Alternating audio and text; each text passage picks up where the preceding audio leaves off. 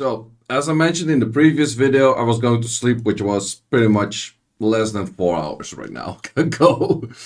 But I randomly woke up and then I checked my phone. I'm like, oh, balance patch already there. I checked on the with hive thing and it was not there. And then someone messaged me like, yo, balance patch is there. I'm like, say what? So I checked in game and balance patch is there. So bear with me if I read anything wrong. I only slept 4 hours or less, probably less. I checked the first 3-4 lines while trying to wake up, kind of, but I haven't read the full thing yet. But let's look at it together. I have chat with me here, and if I'm being a full potato at misreading things, chat will correct me if I'm wrong. let's just call it that way. We have the 5 people in chat. So first of all, we have the widget being nerfed, where the beneficial effects or the attack bar increased from the number of beneficial effects goes from 10 to 5%. The max is still the same. So, okay, so the threshold is still the same. Or no, wait. The max is still the same, but each individual step is less. So you need 4 buffs to be on max stacks right now, whereas before you needed only 2 buffs to be on max stacks. Am I saying that correct?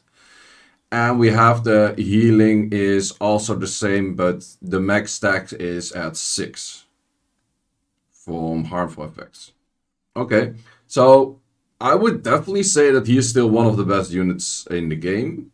It's just harder to stack him, and you probably need another unit next to him to go towards those full stacks. But I definitely don't think that this unit is gutted. I definitely think, if I read this right, that the unit is still very usable. Then we have Laura, which was actually the most OP one of the two. We have the speed buff goes from 2 turns to 1 turn. I think that's very fair. But we have the strip going from a 50% to 35%. Does this number actually go up in game or not? Can anyone tell in chat? Because just a 35 strip times 3 is... That's kind of where you get on the odds, where you say like, does this strip enough though?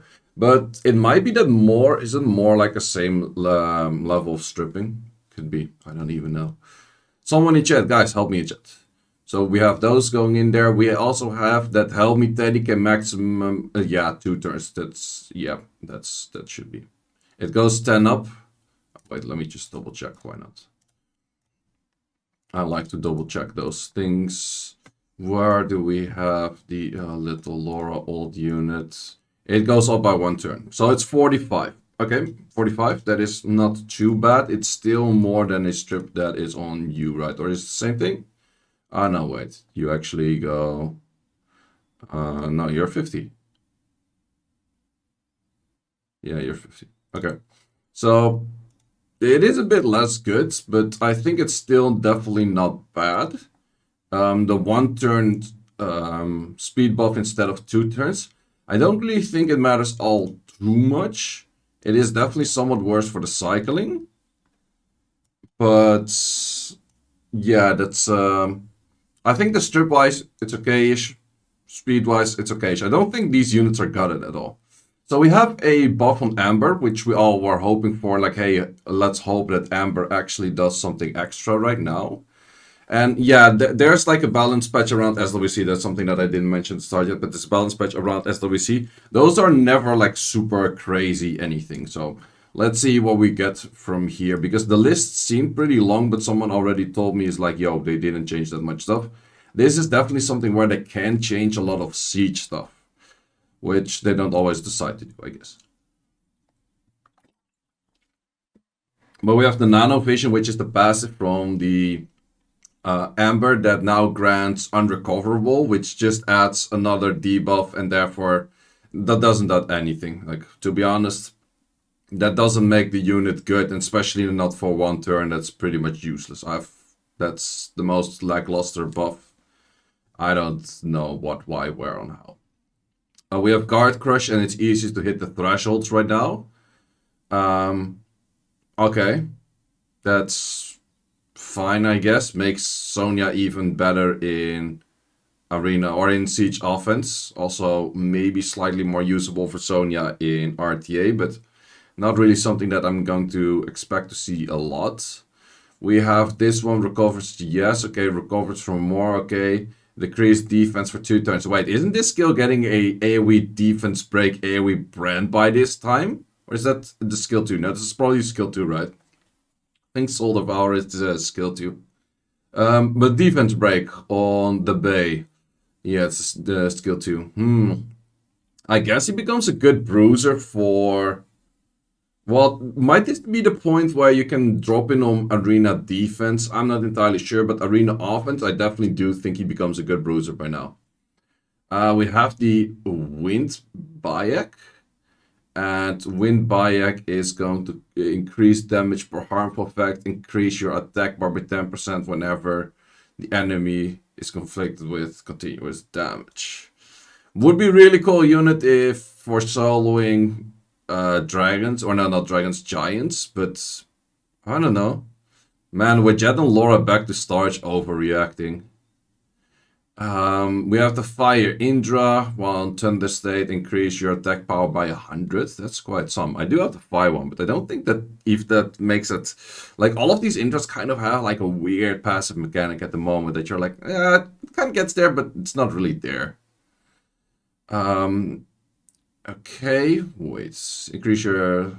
this is just... Okay, Wind one is pretty nice right now. Rather than stacking up to 150, it's straight up 100. Kind of like that. Laura's never going to strip again. Overreacting. People really love to overreact on nerfs, man. It's definitely not a bad nerf. And I think it's definitely needed as a nerf. Look at the unit was higher on win rate than half of the population in the top 50. Like, let me repeat. Laura had a higher win rate. Laura's individual win rate in G3 was close to 60, and being close to 60 on win rate was like the number 45 in the top 100 had a 60% win rate. It was insane. Like, people were having like 80% win rates with Laura and that kind of stuff. That's... I don't know. Yeah, same as like, ooh, I can't heavily luck sack someone anymore because of this one. Okay, let's continue on. We're sidetracking, we're going back to these Indras. They have like a straight up state of like 100% increase, in this case also 100%, okay? And this one is completely changed, okay? The Thunder State's now one more turn. Added effect, remove one beneficial effect granted on the enemy if the attack speed is slower than yours. Okay, wait, would that make the Wind Indra useful for... would that make that unit useful for a stripper? AoE stripper? I'm not sure if the Wind Indra does enough by its kit though. It is pretty easy to be in Thunder State, get the 100% extra attack speed, so you are going to outspeed things. But you're first gonna have to take that first turn. So I would say that maybe for a Siege offense bruiser, I could see him work. But anything else, I'm not too sure yet. I'm not really sure if this becomes like an RTA unit that way or not. We have the Fire Puppeteer. I think this is the third skill. Is that a third skill? Doesn't the thing just have a passive? I don't know. Well, we have a slow for 2 turns on that thing. I'm not really sure about that. This is the this is the passive. Oh wait, there's the AoE strip. Wait, AoE strip plus slow. Nah. It's okay. It's nothing too crazy. But we have the Wind one, Smice, and remove one beneficial effect from the one with the highest attack bar at a state of 40% to start the turn. That might be okay-ish. We saw Smiter being used once in the European prelims. I wouldn't say it's too bad, but I also wouldn't say it's really great. We have Beth getting her 16,000 buff, pretty much. And that is going to be... Wait, are they... Wait, I'm reading Liam already. Are they fucking up my Dragons team? But, Beth. Decreasing the attack bar by 30% for every harmful effect granted on the enemy.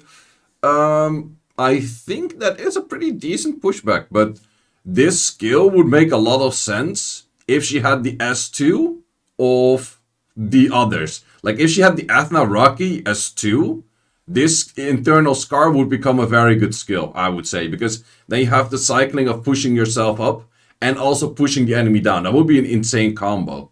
But this, I'm not too sure if that you could maybe use it as some arena offense cleave-ish kind of thing. But I'm not too sure, like, if I would really like this skill while having the other skills grouch.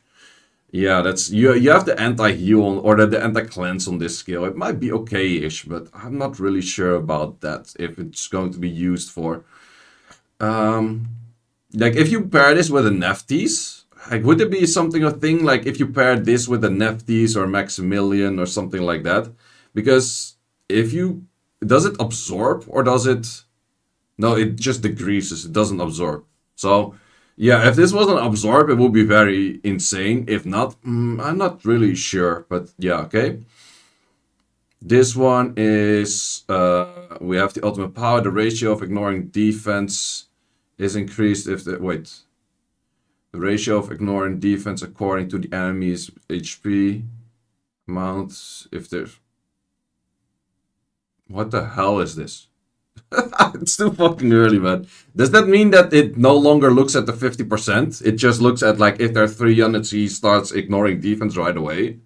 Can they just not buff his fucking AI to do this skill all the fucking time? He ignores earlier, I think. Yeah, the enemy's HP increases if there's 3 more. I don't really. But if there's 3 or less enemies, yes. So, technically, he does that earlier, I guess. They improved his AI to extent. Woohoo! Nice. Decrease the damage received from the enemy with lower defense than you by 25%. What the fuck? This thing already. What the. Why? What the. Why is Feng Yang buffed? Like, oh yeah, we have pretty much the most used net 5 in Siege offense, and we're going to buff him because I think he's not used enough. What the fuck is even that? Also, are they just trying to give Wajet Feng Yang a buff? Like, oh, we feel bad for Wajet of removing not his max potential, but the climb to the potential, so we're just gonna add a random buff to Feng Yang. Like, I don't know, I'm gonna be using more Feng Yangs, I don't know. Man, my Feng Yang already never died. Just have to up my Leo to... I guess I have to make my Leo to 100 crit rate Leo and then low crit damage Leo. That thing would never die as well, and then we're good to go. Okay, we have this one, which is the wind one of Cassandra's and the Gladiatrix. And I guess that's the third skill. That's the AoE, pushback, glancing, that kind of nonsense. Now it also increases your attack speed for 1 turn. Okay, I guess. Wait, this is a weird one. Okeanos. Increase the damage dealt from 30% to 50% if the enemy is under harmful effects. I didn't even know he did extra damage on harmful effects. Okay. Liam AI buff after you de-ruined your DBH team. Yeah. But I'm fine with that. I'll fix that later. I do have like a save state of Jasons of every team that I run, so that's... I don't know. But yeah, Okeanos more damage on the skill 3. He's still inconsistent with how many stones he throws, how much he stuns. So I'm not really sure if that matters all too much. But, okay. We have the water one, Minato. That's pretty interesting. You are now immune to inability effects under the Shadow's protection. Okay. I kind of like that because Minato was kind of the water version of a Douglas. Or at least as close as could be. I would say that Susano kind of does that job better than a Minato. But this maybe adds a little bit more flavor to it, where you could say like, okay, we can maybe use this as a water unit that has the potential for clearing out the whole team when the wrong element is drafted into it. Could be. We also ran with the tier 1 primer. Appreciate it. We have that. Then we have Fanatic Chaos for Zen. Grants 1 random debuff to 2 random debuffs. Okay. I kind of like that because that is the skill that was potentially putting a armor break, right? So this was the skill that was the pretty much the drive of the RNG factor of Zen. Whereas if he's buffed right now, where he has higher chance of landing RNG armor break, he might become slightly better for siege defense. So I would say that this unit maybe has siege defense potential. We thought it on the last balance patch as well, but he was insanely shit still. But 2 random debuffs gives more chance of that armor break by double the amount, technically. So I would say that that is pretty decent. We have grinding / teaspoon, attack bar increase from 20 to 25. I have no fucking clue what this skill even did. Like, that's how bad they were. So I'm pretty curious. Though, this is more or less the thing where they would say, like, okay, this is where we're going to go into siege kind of things. I think. I don't even know.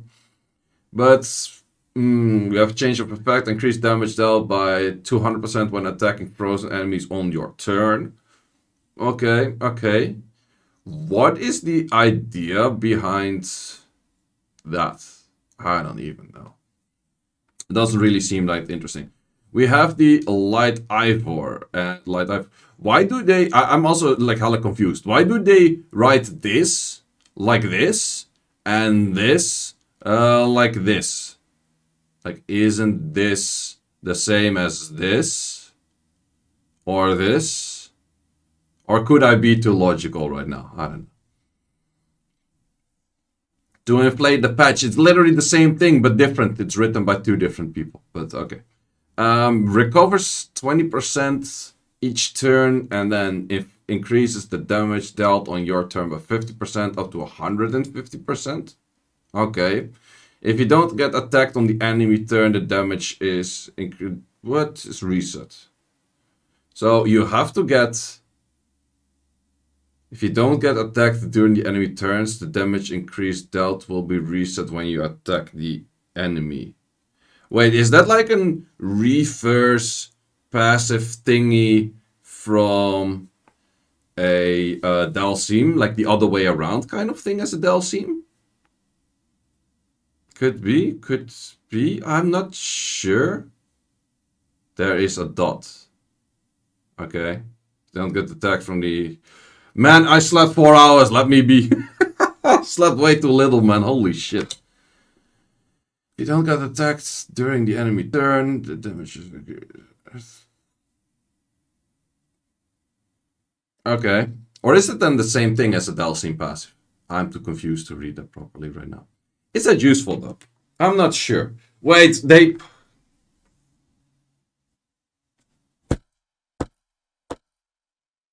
This was the most hyped unit during all of the AC collab. Talking about the unit that's going to replace Tattoo. This unit is going to replace Tattoo because it can explode dots. That's this one, right? I'm pretty sure it is. Exploding dots was the thing. But then we had the thing of like, oh, the animations are incredibly slow and the cooldown is too long, we can't even fucking use it. Now we have Abyss. You can't dot these things anymore. Oh, we might as well give them the thing what they needed, right? Right? Huh? They don't need it anymore. But we gave it to them anyways. What the fuck is even that, man? That's literally a year too late. Or more than that. That's insane. I don't know. Okay, we also have the Briand and Arnold and Conrad? I don't even know. Recovers the HP of 2 allies with the lowest HP status. Okay, definitely a siege thing, I guess. One of the 2 allies can be yourself. Okay, oh, thanks for clarifying. By 10% of your max HP after attacking. Makes Arnold a pretty good siege unit. The other 2, still kind of meh. Oh, wait, that makes Arnold a very good siege unit as we read the next skill. Absorb the enemy by 30%, and then it starts destroying. Wow. Okay, Arnold becomes good for siege, I guess. Yeah. We have light. Wait. Death Knight. Death Knight. Light trade. Okay. What? Why not just write Death Knight in a big block as well? You whatever. Changes to the HP ratio. Boss excluded. An ally with low HP. Increase all attack bar of all allies. Okay. Would you put that to siege defense? No, I don't think so. I'm not sure. I'm not sure.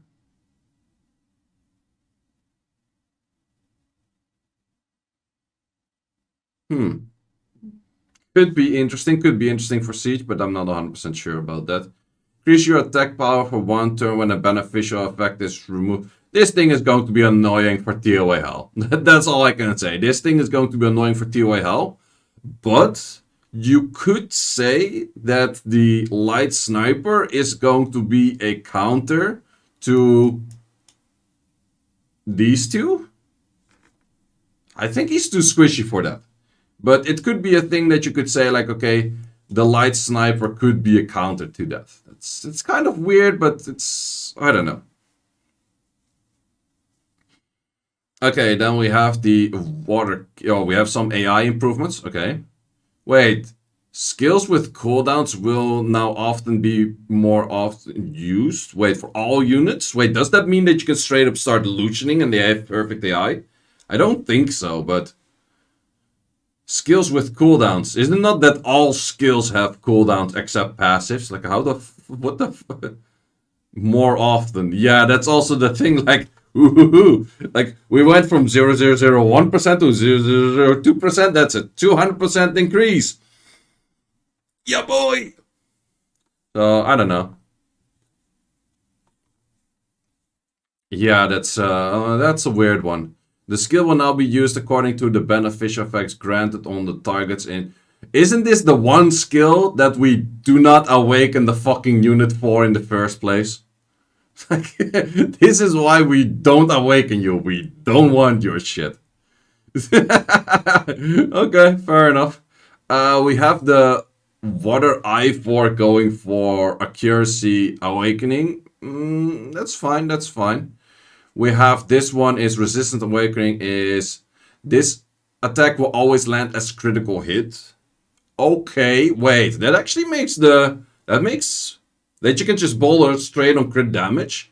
This is a speed scaling skill on the S2 that has pretty high damage that you can just throw clear crit damage at and will do a lot of damage. That is actually pretty huge of a buff, and that's definitely a unit we're gonna see a lot more in Siege. I definitely do like this buff on the what's her name? Me something. Me something. Hey. We have the water one. Do people even use what is it called? Sonnet? Increase accuracy on that. Ta-da. And then we have the wait, it had crit rate awakening. What a troll. What a fucking troll. And that is increased resistance for now. Okay, fair enough.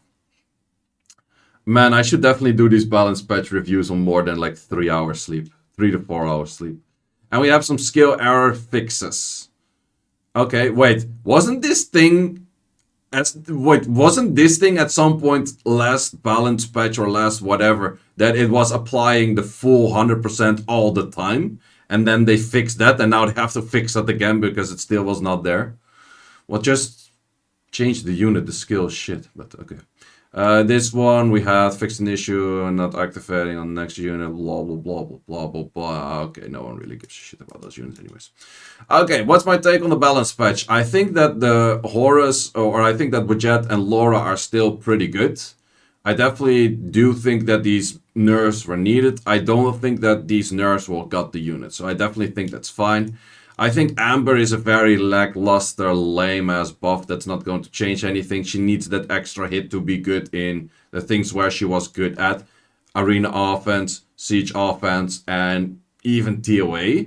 Like, she's good in TOA if you have absolutely no damage on your account, like my ult. But if you have a little bit of damage on your account, like my main, or anyone else's account pretty much, then this unit kind of falls away, so Amber isn't great. So, yeah. This seems pretty nice buff with the easier damage to attack, so you don't have to go crazy amount of attack. Also makes the dark one specifically a little bit easier to build, because I would say that Destiny is one of the hardest units to build.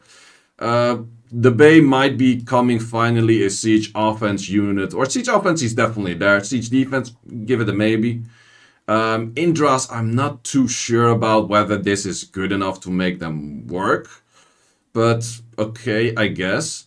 Bayek, it's kind of weird. We don't need dots anymore. Like, this is a PvE unit relying on dots, and we don't need that shit. Puppeteer's got some decent buffs in there. Beth does seem kind of okay-ish on that third skill, but I think you still need to pair it with like a Nephthys to be any great or anything like that. Where is Rahul, for fuck's sake? Well, if they start buffing all of your LD5s for everyone, then we have a lot of LD5s to buff. I think that's the kind of the thing. But we get to the things that I'm missing in a second. We have the Liam going for S3s more often, or well, not more often, but easier. That's just... okay, fair enough, I guess. We have Feng Yang buff, and I have absolutely freaking no clue why Feng Yang was buffed. But I guess... okay. I have no clue why this Feng Yang is buffed. Like, absolutely doesn't make any sense. Because of you, Neo, you didn't even play Feng Yang last balance patch. Then we have... oh, maybe that's the reason. This thing doesn't really matter. We have Okeanos. He's not going to be used. At least I don't think so. We have Minato. Might see some usage here and there. He's not bad, but he also has the Shadow Protection not all the time, so you can stun him in between. But I kind of like Minato for what he does extra.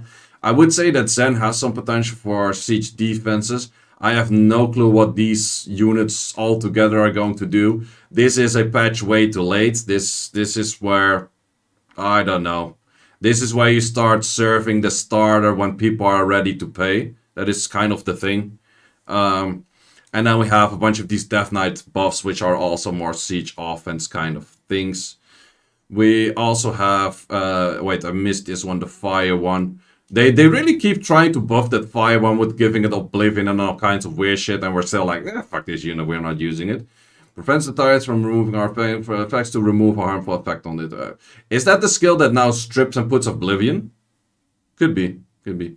Fire Puppeteer, I'm not too sure about Fire Puppeteer. It AoE strips and slows. Is that great? I don't know. At least I think it's on that skill. Could be okay-ish. But yeah, we have... to be honest, the most interesting for me personally is, what is this going to mean? Like, does this mean that your Lucian is going to amputation magic all the time? Does this mean that we don't have to rely on a Julie anymore? Does this mean that everything in life is all rainbow and sunshines right now and we don't have to complain about galleons anymore? Or is this... it was written in there, but I have absolutely no clue why it was written in there. It could be a thing. It could be a thing. Someone test Lucian. Yeah, the balance patch is not live yet, I guess. Just tested some teams. Is this thing even live yet? Like, why are we testing shit when shit is not even live yet? At least I think it's not live yet. I'm not even sure. But, yeah. Abigail usable in Dungeon Awakened. Yeah, I'm not too sure about this one, because to be honest, we don't awaken the unit to not get this skill. So you can improve it, but we still are not gonna awaken it because fuck your skill. So that's interesting. But yeah, I'm pretty interesting to see how that works for Kairos dungeons. But that's also the thing. Kairos dungeons. What the fuck about R5? Can we not get proper AI for R5 as well? Like, is it that hard to ask? Why just Kairos dungeons? Why not Rift Raids? Why not R5? Why not any of those other things for PV? Like, I understand you don't throw this to PvP kind of shit. It might be pretty strong there if it has actual proper AI. But what's wrong with it putting it in Rift Raids? What's wrong with it putting it in R5? Also, technically, the dimensional hole energy, or the dimensional hole things, no, they're actually counted as dungeons.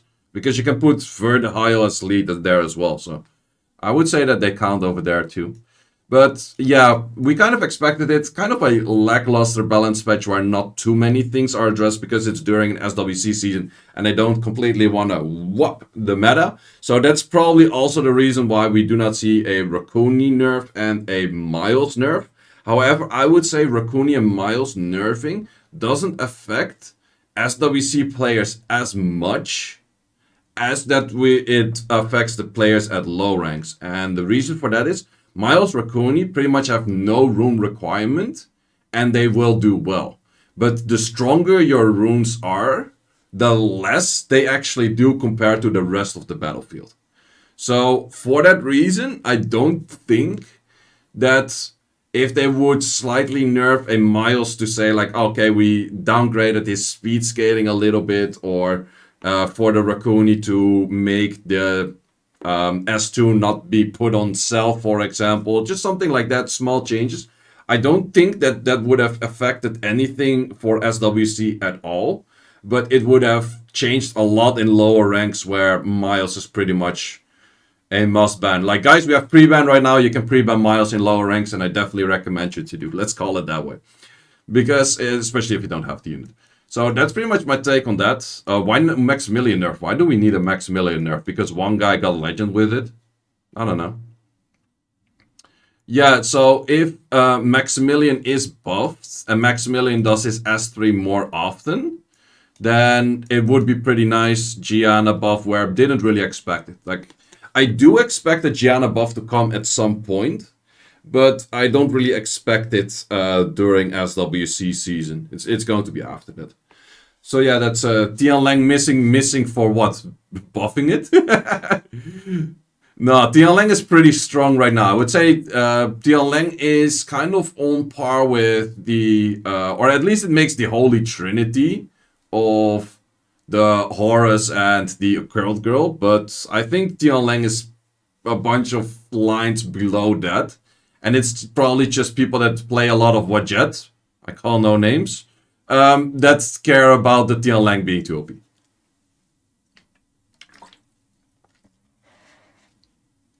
So yeah, that's Wajet's still good, Laura's still good. I definitely have to go back to bed because I have slept for like 3 to 4 hours. I don't even know the number by now anymore. But I'm gonna end the record with this. I was hoping a little bit more for Siege Defense, but Siege Defense thinks that I only read is the Zen and the Miang, and that's about it. So we will see if that makes enough for a change. But I would have liked to see them more, I would say, I would have liked to see more things. Wait, is that a nerf? Wait, did I misread that? If it's 60% or less, then you're... Wait, is that counting backwards? Is that a nerf? Is that you need less attack to... Yeah, that's that you need less attack, right? Because you can read it two ways. And I'm definitely didn't sleep enough. Right now, if someone argues with me that this is a nerf and you need more attack for it right now, I would almost take it. But, yeah, I just slept a little. But I think this is an okay buff. This is an okay buff. Yeah, it's a buff. Okay, yeah, that's what I thought at first as well. But if someone's good at arguing with me right now, I'll definitely go for it. Man, I would take anything. I buy anything. But yeah, balance patch. I rated the last balance patch, I think a 9 out of 10. Like, I think the last balance patch we had was pretty legit. This balance patch, my hopes weren't that high because we have an SWC season. And because of that, I also don't expect it much. And I was still... No, wait. I can't say I don't expect it much. I can say I expected more Siege stuff. Because this is the opening to say, like, okay, fuck RTA. We're not going to address too much on it. We're going to focus on PvE, which they actually did in the last balance patch already rather than this one. But I guess that this could be either the most insane thing since sliced bread, or this could be we didn't even notice it, or somewhere in between. And then the next thing is that this balance patch could have focused a lot more on Siege, and I don't really see that. Like, I would have liked to see a Windy nerf, It's just boosting whatever was already strong for Siege. So I'm not too sure about Siege defense this season. We're gonna be creative this time around. Well, last time was also gonna be creative, but I was hoping a little bit interesting. 1 out of 3 or 1 out of 10? No. I would rate this balance patch a. Let's say my expectations are low. And with those low expectations, to meet the 10 is a lot easier than last time. I would give them a 5 out of 10 for this balance patch.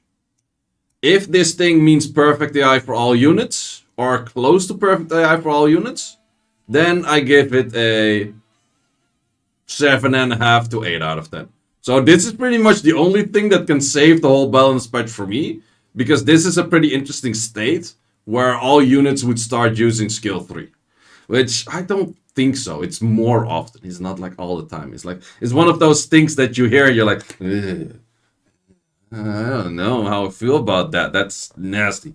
So, yeah, definitely something that we're gonna test out either on Twitch, either on stream, either on YouTube or on video. Haha, I named 4 things, but it's twice the same. I'm talking way too much. Lucian is going to use S2 more instead of S1. Exactly, because how do you determine which of your cooldown skills do you use? Or are we gonna look for units that have a passive in the 3rd slot or a passive, well, you don't really have passive in the 2nd slot, but you have one non-cooldown skill and then a cooldown skill, and therefore always use, like, would you become perfect AI to use one of your 2 skills that you have? But if you only have a 2nd skill and a passive on the 3rd, are you always going to use your 2nd skill? Like, that's I like that thinking. I like that thinking. That could definitely be something that they would say, okay, we're never using S1. We're always using a skill that has cooldown. So we're never using S1 when there's an S2 or S3 on cooldown. That would be absolutely godlike for the homunculus, because the homunculus is always like, I'm gonna shoot my S1, and that's the only skill that doesn't do shit. Yeah, boy. So for homunculus, this definitely does make a lot of sense. But there's probably units that I can't think of right now that would benefit from this quite some if they have a strong S2, but they have no S3, or a passive is an S3, or yeah, something like that. Something along those lines. I think I should end the recording here. Hope you guys enjoyed my wonky balance patch review. But that is it for that. And guys, see you as always in the next one.